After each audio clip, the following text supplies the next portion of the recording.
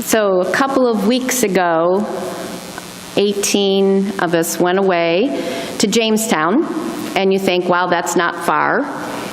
But if you drive the scenic route, we know it doesn't really matter how far you go, it's just that you go. It's in the destination, it's in the leaving the cell phones home and getting in a vehicle that's not mom or dad's and going.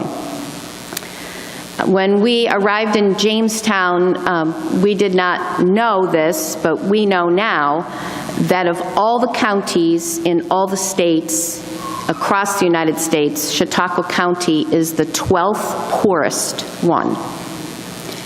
And so the Main Street in Jamestown looks a little bit more like Main Street not Main Street in Buffalo, but A Street in Buffalo. And all around us, there's families and lots of kids. And the other thing we learned is that the average child, or the 70% of children live below poverty line. 70% of the kids in Jamestown live below the poverty line. And that every last child in public school, every single one of them, get free breakfast and free lunch. So that kind of added new meaning to our week, that we definitely had a purpose. The song that you'll hear later in the video is called Come to the Table. It's a song by the Sidewalk Prophets that I went to see with Amy McCann a couple of months ago. And the song just really struck a chord, you know, come to the table, and then Julia read the Matthew scripture that, you know, everyone is invited. And so our devotions became a time where we used this as our way of praying, that we wrote prayer concerns on plates, and then we put them on the table. And we had some simple plasticware, and we lit candles to say, hey God, we're here and we're listening. We decoupaged spoons because we heard a Chinese parable about how people could only not starve if they fed each other. And so it became born of God. The Spirit just kind of took over, and this come to the table and being grateful for that simple step of nourishing people. You know, people don't know what you have to say until they know you care, and feeding is primary. This is kind of historic. There's only two of our team not here today. One is returning home from a family trip, and the other one is headed to music camp. But you will see Anna and Jack reflected in the mural that we had laminated that we all worked on all week, and their spoons are on the table. Their voices can be heard throughout the prayers of the people.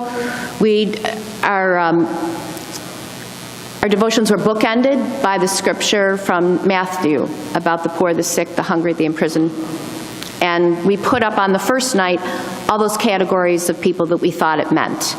And then on Friday night, we added to that list. And so Thomas took those lists and he's woven it into prayers of the people. So while it may not be reflective of exactly this day or what's happened this week in the life of the world, it definitely is a reflection of everything that we saw while we were there. This is the liturgy that we used every day. This is what our table looked like. So we try to bring you into our story. And so another way to bring you into the story is to have the people who went share a little bit. Some have a lot to say, some only have a little bit to say, and length doesn't really matter. It just matters that you stand up here and maybe for the first time you say these words about what this trip meant to you. So we're going to do those reflections. I'm getting a signal about how the order should be, and so Maddie's going to go first, and then Michael, and then Jesse, and then anyone else who wants to say. Maybe you'll get brave and bold by them, and if so, just come up. And then when they're done, Olivia is going to come up and introduce the video. It is ON Productions for Real. She took the pictures that we all uploaded to a Google Drive, and she created this using the music that we heard in the van, that we heard during devotions. But this was all Olivia, and I want to tell you, she did it in 3 days. Unparalleled. So you ready? Okay, Maddie's ready.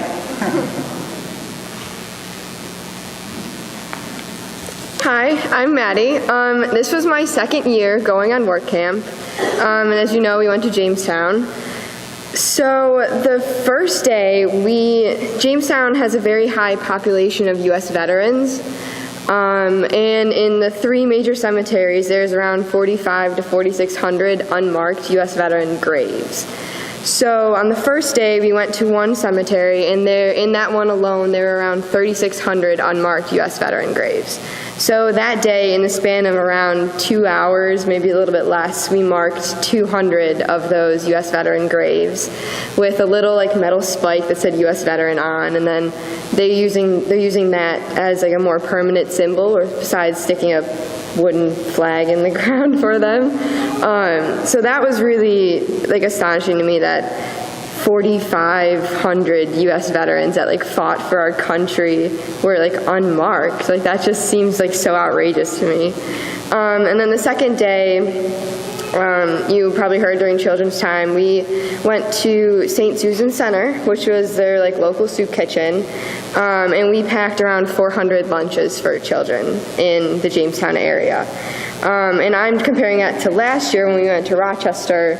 We helped out in a soup kitchen, but instead we made the food. So now this time, making the lunches and then going back one of the days that we didn't have a lunch plan and eating at that soup kitchen, it kind of just came full circle for me. So last year we made it, now this year we're receiving it. And then on the last 2 days, we went to a place called Community Helping Hands in Jamestown. So what they do is they get a ton of donations, and that's clothes, furniture, dishware, silverware, all sorts of housewares, needs and supplies, and they sort it and sell it for a lot cheaper for what they're originally worth. So when there was apparently a great influx of donations, and they were all stored in the 3rd and the 4th floor. So there has been this new proposal to introduce and make apartments in the 3rd and 4th floor to help all the poverty, the people that have low income, the single parents, the people coming out of incarceration, all sorts of people in the Jamestown community that need housing. So a bunch of us were tasked with cleaning out the 3rd and the 4th floors. Oh my goodness. It was ridiculous how much stuff was in the 3rd floor alone.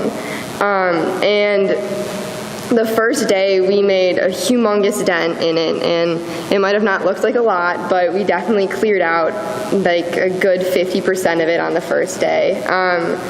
And then a couple of us were able to go up to the 4th floor and just see what it was like up there. And we'd heard some things about pigeons and pigeon poop and some really gross stuff up there. But I mean, it was pretty gross, but it wasn't too bad. But when we were up there, we stumbled upon the apartment plans. So we found the plans that they had for what they were going to turn the whole space into, and there were so many apartments, and there were handicap acceptable and accessible, and there were kitchenettes and kitchens, and just seeing that and seeing what we were doing and cleaning out for that was really amazing for me, because you really figured out oh my gosh, this is just helping clean out this one space is going to help so many people in the long run, and it's going to speed up their timeline so they can put in the apartments and start making them a lot sooner than they would have been able to. So that was really amazing for me. And I saw God in the faces of everyone that we helped, because in every place we went to, I don't think anyone was really expecting how much we could get done in so little time and how fast we all worked as a team and a group. And their jaws dropped to the floor when we would come to them, okay, we're done, do you have anything else we need to do? And they were wait, what? They just couldn't understand it. And lastly, in the grand scheme of things, it might not seem that we did a ton of stuff, but the organizations that we went to and the people that we helped really, they were really going to help out the Jamestown community as a whole. So that was my work camp reflection, and that's what I thought of it, and I'll definitely be coming back next year. Thank you.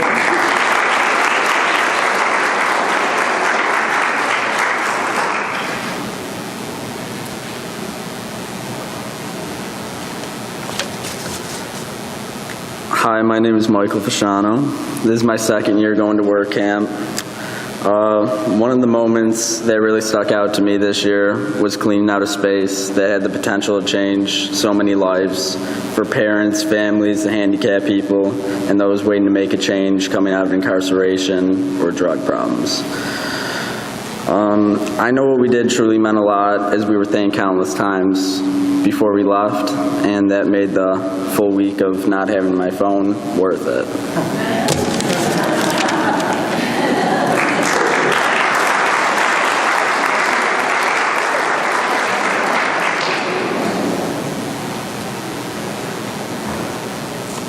Good morning.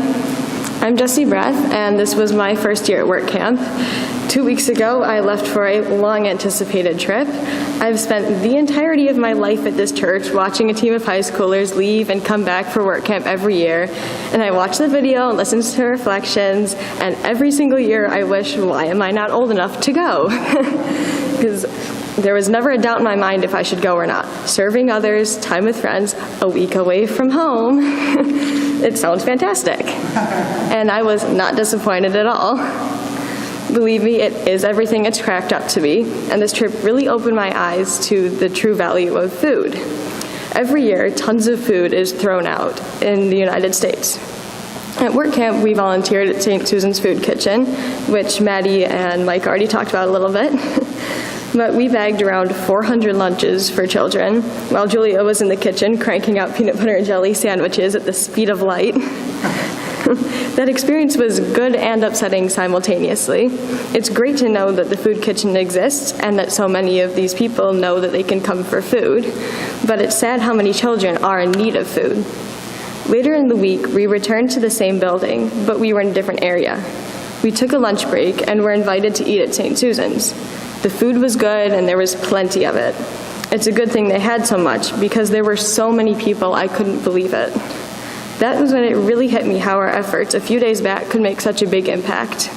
We saw so many people there, all from different walks of life, but what they had in common was that they all needed the food that was provided there.